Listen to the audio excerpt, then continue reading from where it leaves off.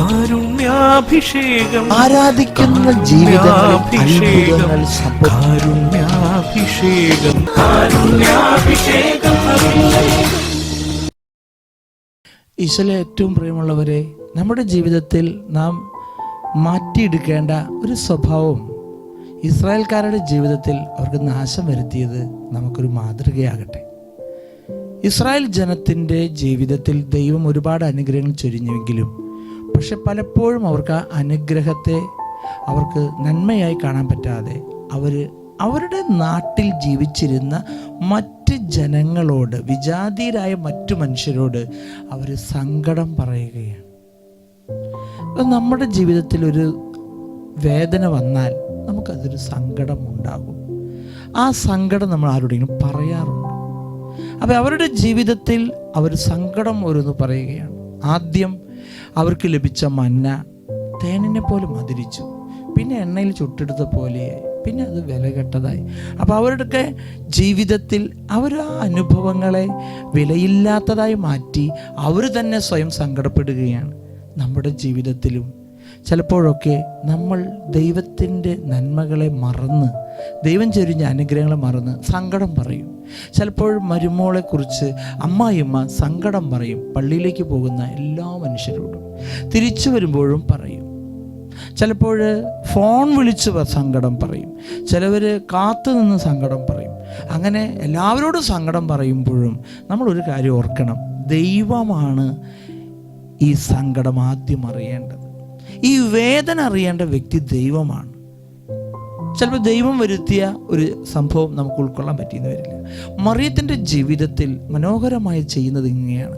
അവൾക്ക് മനസ്സിലാകാത്ത കാര്യങ്ങളാണ്, വേദനിക്കുന്ന കാര്യങ്ങളാണ് അവൾ എന്ത് ചെയ്യുന്നറിയോ, അവളെ ഹൃദയത്തിൽ സംഗ്രഹിച്ചു. യോസേപ്പ് പിതാവ് ഹൃദയത്തിൽ തന്നെയാണ് സംഗ്രഹിച്ചത്.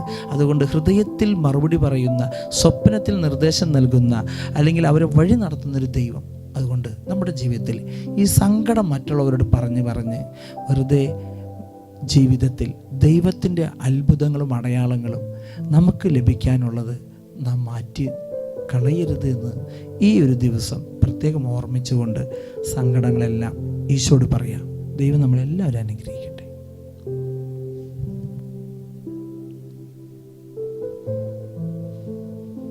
അറിയുന്നു ഞാൻ എന്നേശുവേ അതിരറ്റ നിന്റെ സ്നേഹം, അകരത്തിൽ നീ തിരുവോസ്തിയായി അലിയുന്നൊരീ നിമിഷം. അറിയുന്നു ഞാൻ എന്നേശുവേ അതിരറ്റ നിന്റെ സ്നേഹം, അധരത്തിൽ നീ തിരുവോസ്തിയായി അലിയുന്നൊരീ നിമിഷം. സ്നേഹമായി എന്നുള്ളിൽ നിറയുന്നു നീ, വചനമായി എന്നുള്ളിൽ വളരുന്നു നീ, ജീവനായി എന്നുള്ളിൽ പകരുന്നു നീ, അർത്ഥമായി എന്നുള്ളിൽ അലിയുന്നു നീ.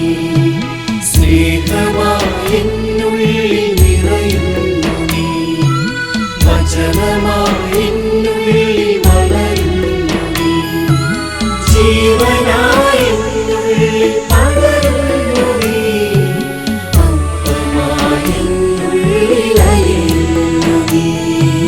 പരിശുദ്ധ പരമദിവ്യകാരുണ്യത്തിന് എന്നേരം ആരാധനയും സ്തുതിയും പുകഴ്ചയുണ്ടായിരിക്കട്ടെ. പരിശുദ്ധ പരമദിവ്യകാരുണ്യത്തിന് എന്നേരം ആരാധനയും സ്തുതിയും പുകഴ്ചയുണ്ടായിരിക്കട്ടെ. പരിശുദ്ധ പരമദിവ്യകാരുണ്യത്തിന് എന്നേരം ആരാധനയും സ്തുതിയും പുകഴ്ചയും ഉണ്ടായിരിക്കട്ടെ.